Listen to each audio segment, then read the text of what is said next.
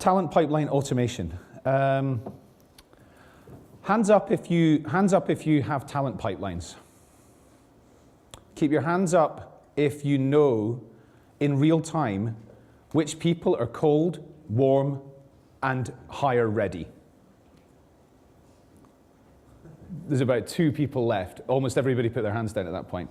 Okay, so I'm going to talk to you about how you automate the development of talent pipelines, how you understand who's cold, who's warm, and who's hire ready. I'm going to go into some tactical things that you could do.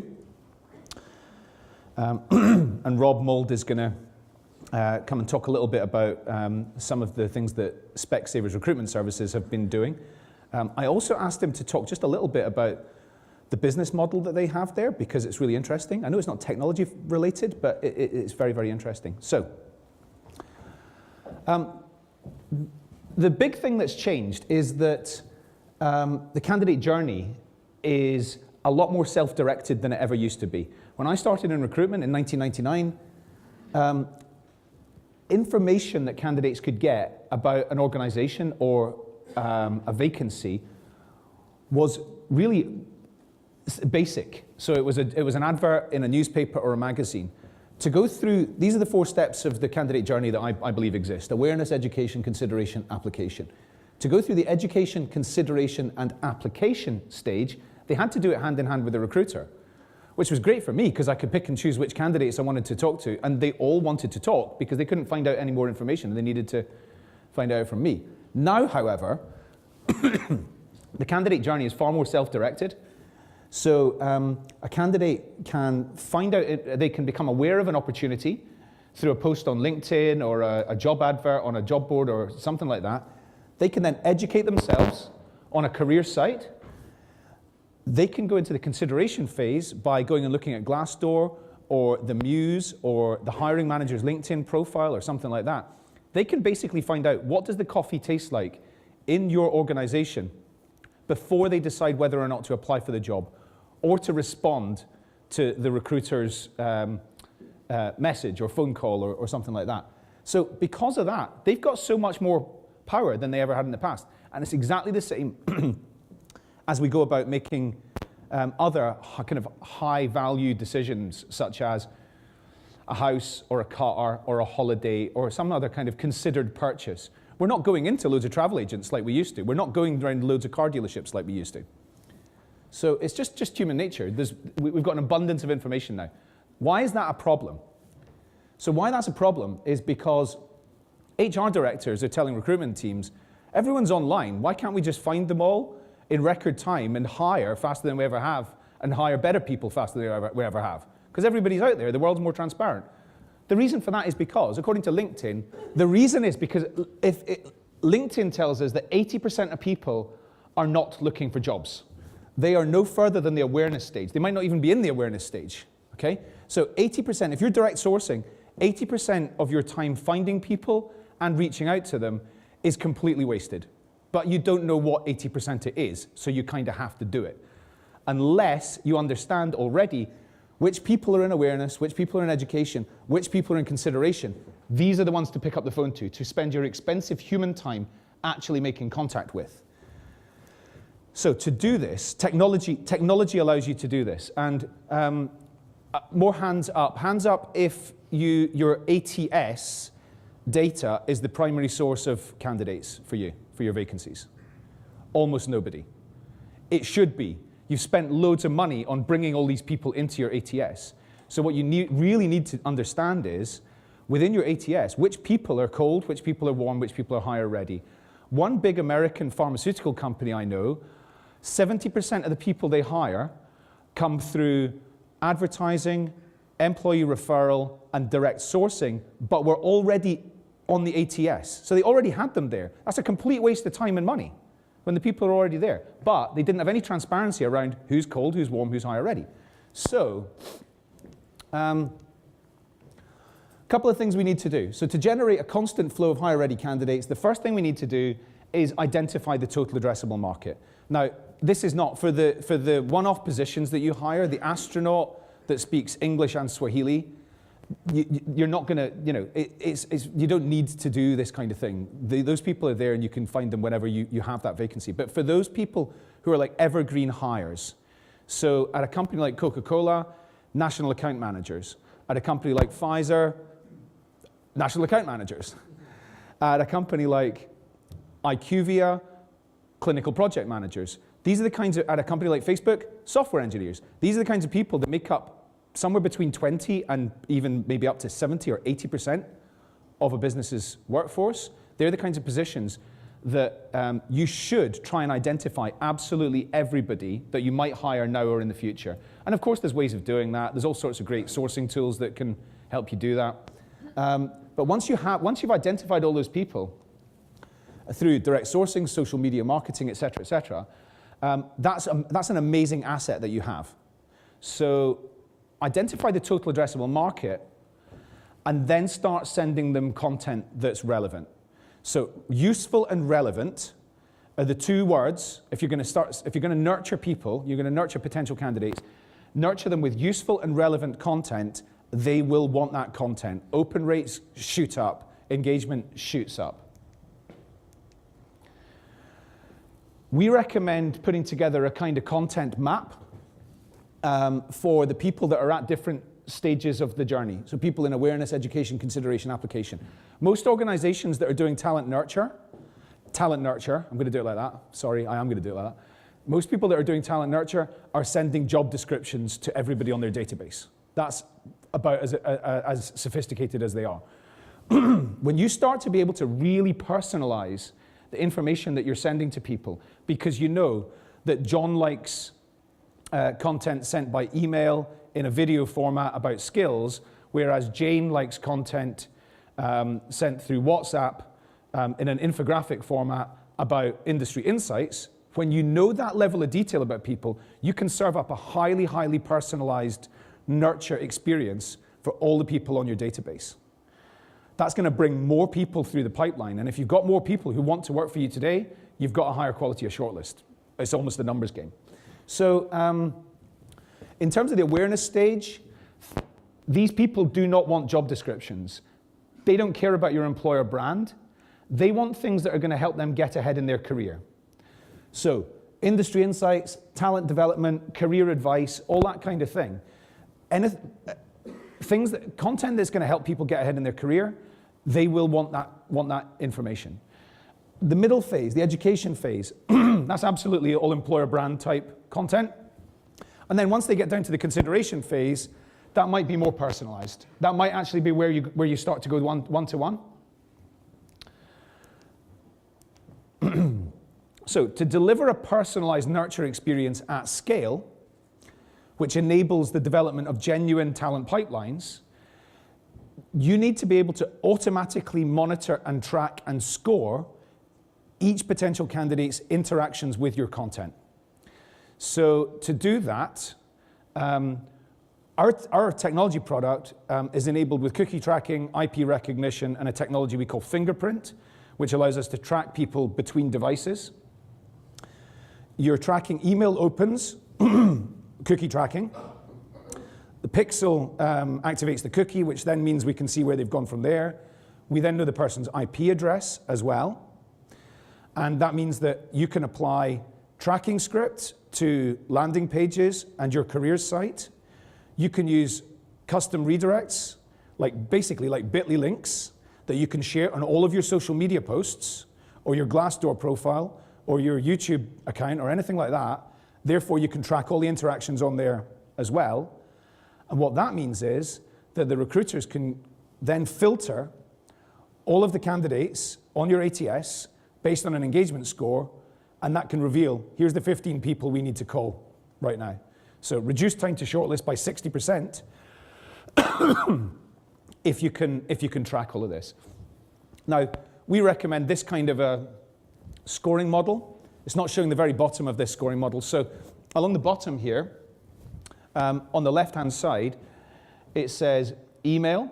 So for example, that's channels and formats down on the bottom. You'll be able to find this online. I shared this kind of thing all over the place. But email, landing pages, social media, that score's quite low because it doesn't give you deep insight that this person's starting to become ready for a conversation. Whereas if they start looking at your blog, your video, or your white paper, it's as simple as this. It is a higher commitment activity, so it's going to score higher. Down the left-hand side, at the bottom, it says industry news and skills.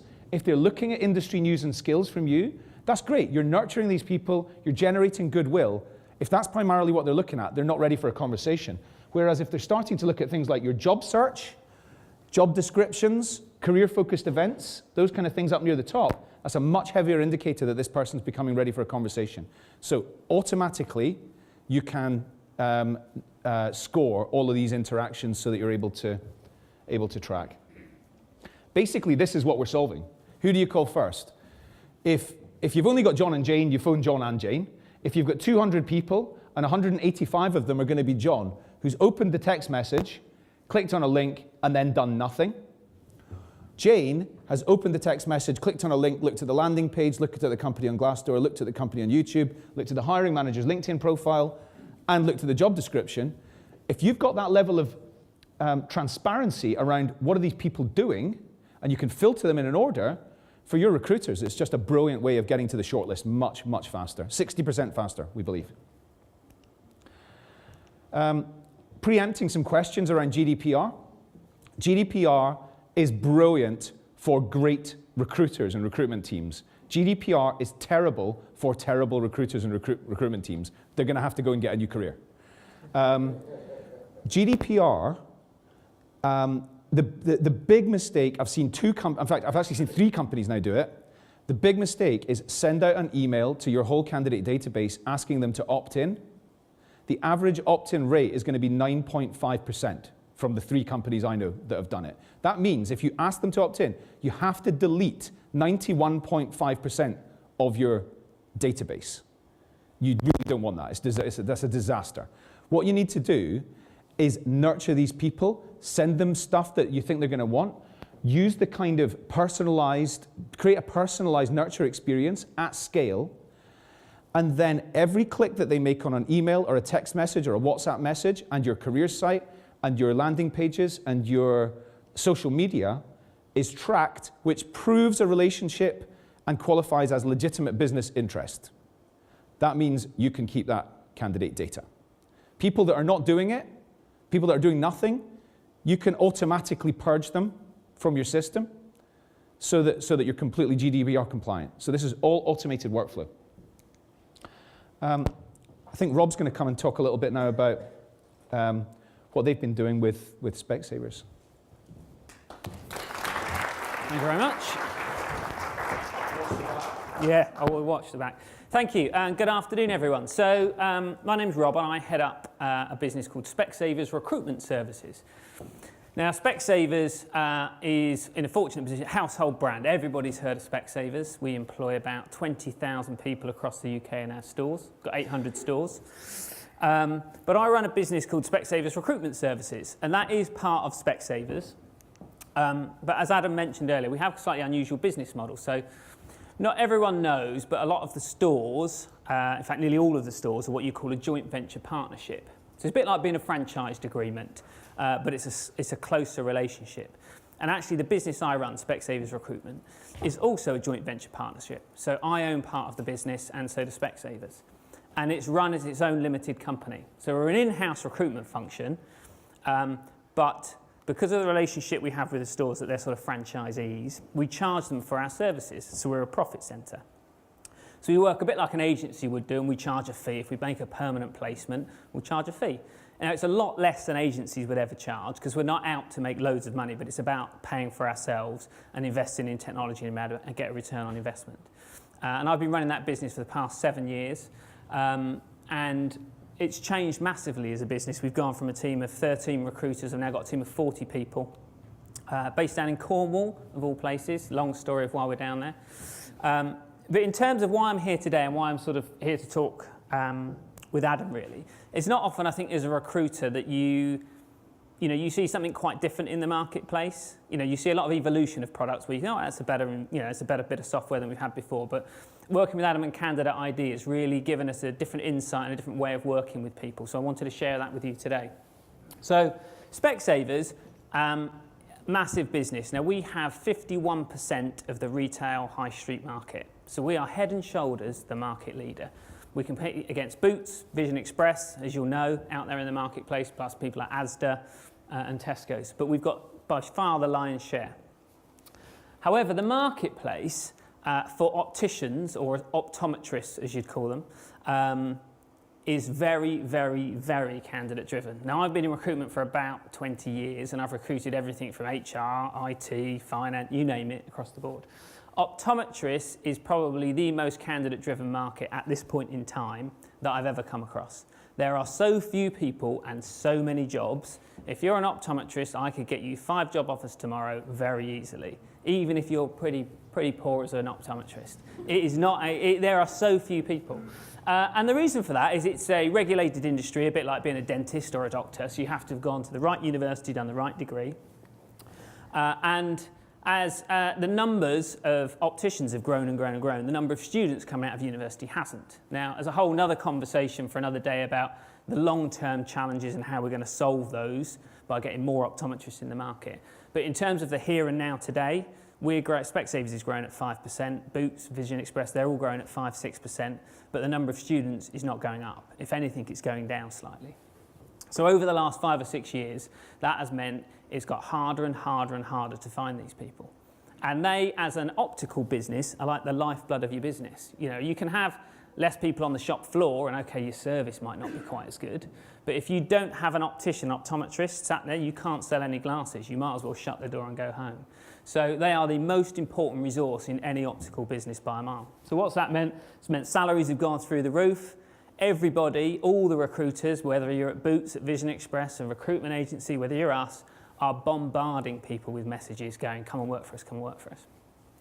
And I think we realised about a year ago we needed a different approach. We needed to be far more intelligent about how we started speaking to these people. And that's when we started talking to Candidate.ID.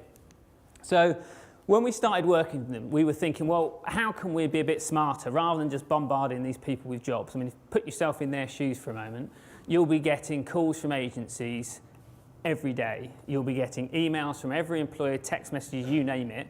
And as Adam said, most people just aren't looking for a job. So we wanted to do a couple of things when we started working with Candidate.ID. Firstly, look at the sort of perception of what a career with Specsavers would look like versus the reality. Because like any massive employer, a lot of people out there will have a view. Some of it's right, some of it's not right. So it's trying to tackle that.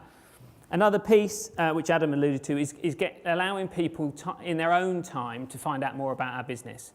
And the sort of things we're doing in terms of market knowledge and insights and where the industry's going.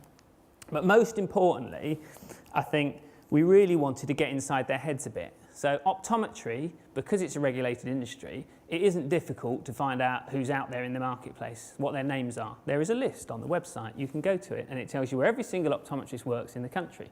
So finding them is not hard, but knowing which one out of the people out there are even vaguely interested in a conversation, there was no way of doing it until Candidate.ID came along. So really we wanted to get inside their heads. So what did we do? Well, we built a campaign through our sort of systems and applicant tracking systems. We've got a database of people, of optometrists who we know. We may not have spoken to them for 6 months or a year or 2 years, but we know they're optometrists and we know they don't work for us. So we uploaded that into the Candidate.ID system. We then selected a brand champion within Specsavers. I know if you're an optometrist, you don't want to get an email from Rob Mould because I'm a recruiter and you're going to know that's about recruitment. So we got one of the people that works for us who is a lead optometrist. She's on the General Optical Council, very well known in the industry. And we used her as a vehicle from a sort of a messaging point of view. We then came up with 6 or 7 articles, I suppose you call them, or PR messages. It's in terms of the nurture campaign Adam was talking about, taking them from, to start with, industry insights about stuff where the industry's going, through to more great PR messages about why Specsavers is a great place to work. But it didn't really go near jobs at all. It was just talking about us as a business, as an industry, and some insights. And then through Candidate.ID, you can build an automated campaign. So we built a 6-week campaign that sort of said, okay, send out email 1 on this date. If they open it, send them email 2 on this date. If they don't open it, resend them email 1. And you can build it. So it's all automated in the background. We then use their scoring matrix, which I'll show you in a second to sort of bring it to life, to be able to understand who was engaging with our content, who was totally disinterested, who may be interested but only in one specific area and not another.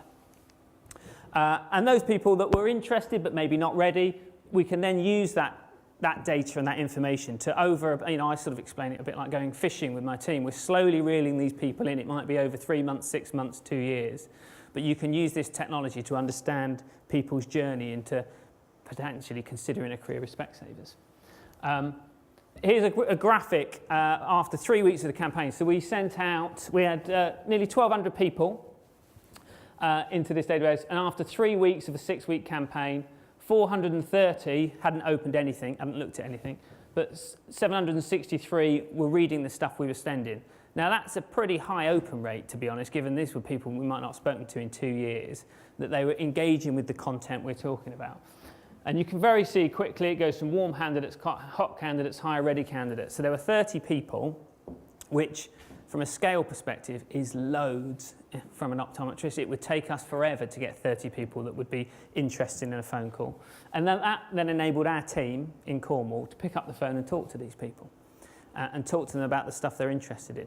And I thought what I'd do is I'll share one example just to sort of bring it to life a bit.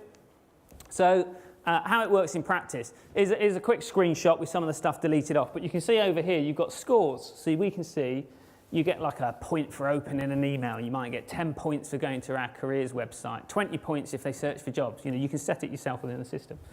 And if we go into the back of it, you can then see, and I don't expect you to read all this, the journey that somebody's gone through. This is a live candidate that went in there. We can see that she opened our first mail shop. Be your own boss or work with the big guys. We can then see that this candidate went to our careers website. We can actually see the specific job through the tracking script we uploaded that she looked at. So she looked at this job, an optometrist job in the northeast of England. There are no optometrists in the northeast of England. They are really hard to find. So we were like, woohoo, we've got someone potentially. But she didn't apply for the job. She didn't apply, something put her off. Don't know what, but she just quit out of it. Now, without Candidate.ID, we wouldn't have had a clue this person was even looking. So Tom, the guy on my team who was managing this project, then went onto LinkedIn and had a look at the candidate because we've got their details. And again, you probably can't read it, but she lives in Glasgow. So she lives in Glasgow, but she's looking at jobs in the northeast of England. We then went down her LinkedIn profile, saw she went to school in the northeast of England. So odds are, because you have to go and do a year training. She went to Glasgow, did her year's training. Now she wants to relocate back home. The other bit you could see was that the content she kept engaging with was a really specialist bit of our business called enhanced optical services. So now we know, lives in Glasgow, wants to relocate back to the northeast and is really passionate about enhanced optical services.